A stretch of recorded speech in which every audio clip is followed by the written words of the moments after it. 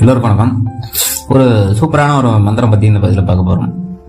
என்னன்னா, ஒரு நோய் வருது, அந்த நோயை ஒன்று தீக்கணும், விரட்டணும், இல்லைன்னா அந்த நோயை அழிக்கணும்.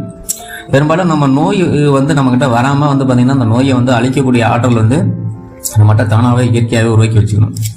அப்படி பண்ணிட்டோம்னா நம்மகிட்ட எந்த ஒரு நோயும் வராது. சரி, அப்படி இருக்கையில் அந்த மரண மண்ணையில் வருங்காலத்தில் அந்த நோய்கள் எல்லாமே அழிஞ்சு போயிடும்.